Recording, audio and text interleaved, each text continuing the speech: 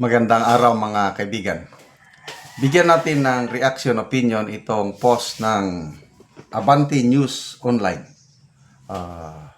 Pahayag ni Senator Ping Lacson pagsuporta sa kalagayan ngayon sa pinagdadaanan ni Congressman Libiste. Ito, sabi ni Senator Lacson, "My heart goes out to him." Umiiyak daw kay Senator Ligarda. Sabi, bakit ako? Si Congressman Libeste nagsasabi, bakit ako? Bakit ganito yung paninira nila sa akin? Alam ko si Senator Ping, dumaan din siya ng ganyan, pero mas matindi raw yung balik sa kanya.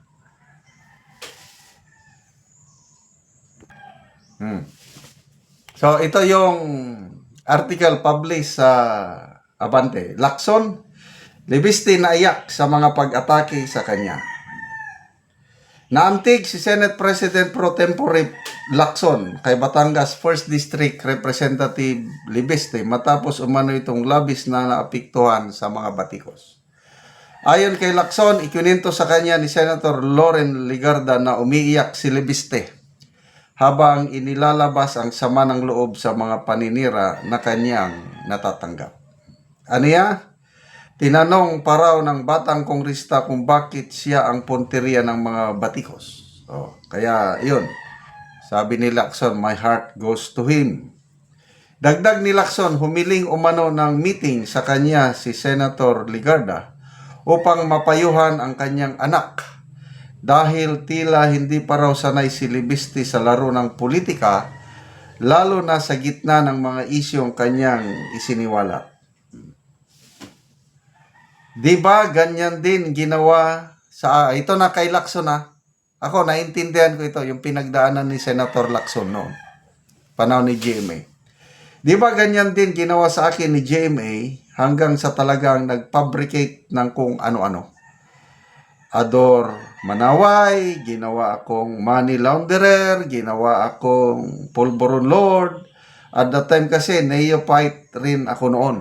I couldn't understand, but now, looking back, naiintindihan ko na.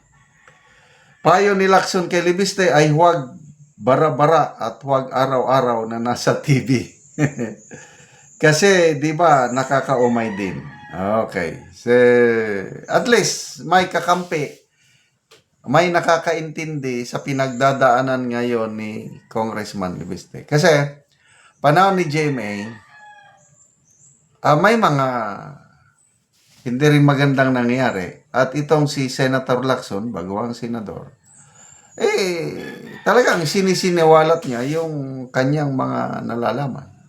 At dahil doon, yun, biniraan siya, siniraan siya, hanggang naisyuhan siya ng warrant of arrest. Kaya napilitan siya magtago. And for that, saludo ako kay Senator Lacson dahil hindi siya hindi na sumurrender. Fighter talaga panahon ni PGMA. Yun yung hinahangaan kong Lacson noon. Lumaban sa katiwalian. Kaya mabuti na lang dumating ang Aquino administration at sinuportahan siya ng Aquino administration. Then later on nabaliwala yung warrant of arrest sa kanya at ayun, nakabalik na si Senator Lacson. At in fairness kay Senator Lacson, parehas sila ni Congressman Libiste na naniniwala sa kahalagaan ng Cabral Files. Itong si Auntie Claire, may napanood akong interview sa kanya, tawag niya, Libiste Files. Yung hawak ni Libiste Files yun. Dina-downplay nila yung kwan. But salamat kay Senator Lacson sa pangyayaring ito dahil nagpahayag na siya na iimbestigahan niya yung Cabral Files. Lalo na papatawag daw niya, I hope matuloy yung mga cabinet secretaries na nakapangalan doon. Taliwas naman sa posisyon ni Senator Tito Soto, listahan lang daw yun sa kanto, ang Cabral Files. Ano ba? Anyway, talagang ganyan sa politika, kanya-kanyang pananaw. But to me, importante ang Cabral Files at ako nagpapasalamat kay Congressman Libiste sa paglalahad nito. Suportahan po natin siya. Tama nga, nasasaktan kay baguhan eh. But later on, as he stays longer in politics, mas naintindihan niya, lalong tatapang yan at lalong magiging mas matalino yung kanyang approach. Wag bara-bara, wag araw-araw na sa TV nagpapa-interview, parang ganon. So, sana pakinggan. Sana matuloy yung meeting ni Senator Lacson at Congressman Libeste para mapayuhan. Kasi kailangan natin ng katulad ni na Congressman Libeste na walang kinikilingan, walang kinakatakutan. Kaparehas sila ni Congressman Barsaga. Mas matindi ngayon ang pinagdadaanan ni Congressman Barsaga dahil kaso sa korte na ang sinampahan na siya ng cyber libel case ng billionaire Enrique Razon. So, hindi naman siya nagpapatinag, handa daw siyang harapin ang kaso sa korte, and hopefully first week of February, makakabalik na sa Kongreso si Congressman Barsaga. Kailang may hirit na naman ang National Unity Party. Bago daw siya pabalikin, i-assess muna daw nila yung mental health o mental state ni Congressman Barsaga. Tingin kasi nila may sira sa pag-iisip si Congressman Barsaga. But to me, hindi, palaban lang. May kanya-kanyang style lang, yung meow-meow,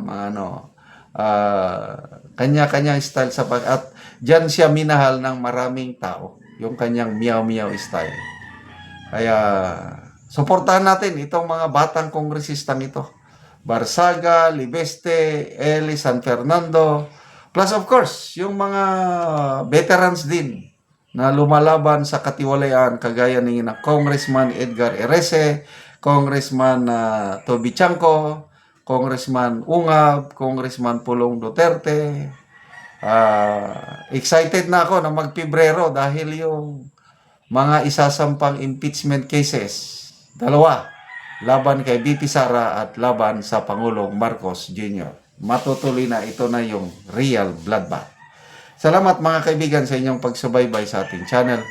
Nakakatulong kayo ng malaki sa Tribong Talandig ng Bukidnon dahil ang sweldo natin sa channel na ito ay pantulong sa tribo. Namimigay tayo ng libreng yero at pako para makapagpatayo sila ng mas maayos na tirahan. Panoorin niyo ang video na ito. Ani ang natagaan na mo og yero. So mag-atop na ni siya karon. Anong atop? Kay ulan wa gyud among masilungan. Trapal lang. Muna ni ang atop. So muna ni ang atop sa tagaan na mo gero oh. Silupin lang na ay mga tubig. Oh, duha na gid kasapa. Trapal. Tanawa ang busog nga trapal. Ang sulod okay ra kay na kuanan naman mi. Tag-agas. Kayong nag-agas. Good ang tubig yun. Agas Salamat dito sa Ginoo. Kay tagaan dito. Atop nga yero. pero nga makaatop ko. Tanawan ning atong atop silupin og trapal.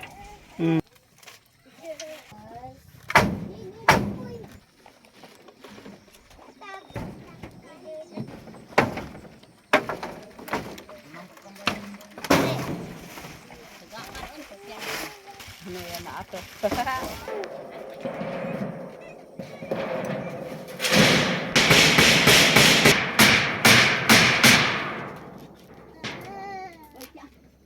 Karon naman nagid sa pag-atop. Ayo na gid nga tan-awon kayo man na sa pag-atop. So napulihan na tong mga silupin lang og trapal nga ilang atop.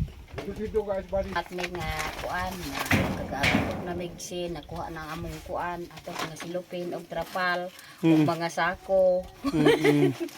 Lagi. Pasalamat mi na nga nay nagatag sa among ang Oo. karon di na mi ulanan. Salamat sa Ginoo. Oo. na nagatag sa amo. Oo, sige, salamat kaayo. Na ay nagatag sa amo Mm. among iro. Kaya among mga anak. Mm. Naulanan. Mm.